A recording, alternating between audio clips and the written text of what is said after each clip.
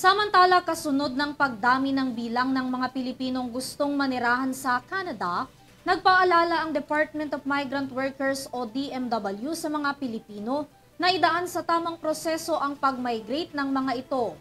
Ayon sa DMW, ito'y para maiwasan ng illegal recruitment at human trafficking. Si Alvin Pelobelio para sa detalye ng balita. Nagpaalala ang migrant workers sa mga overseas Filipino workers na nais mag-migrate sa Canada na dumaan sa tamang proseso.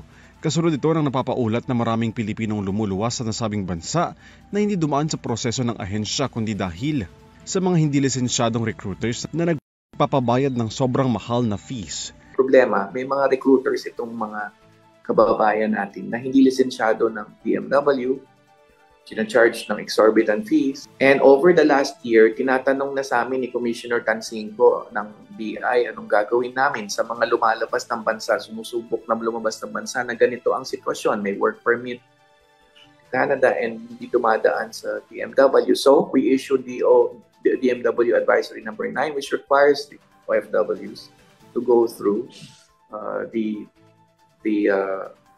DMW. Sa ilalim ng DMW Advisory Number 9, ang lahat ng mga OFW ay kinakailangan dumaan sa ahensya upang maiwasan ang illegal recruitment at human trafficking. Kailangan sumailalim din sa lisensyadong recruitment agency sa bansa ang mga dokumento ng mga OFWs. Ang Canada-bound OFW naman na mayroong open work permit ay dapat ding dumaan sa dokumentasyon ng ahensya para ma-validate ang kanilang employment contract. Para sa EuroTV News, Alvin Pelobelio sumasaludo sa bawat Pilipino.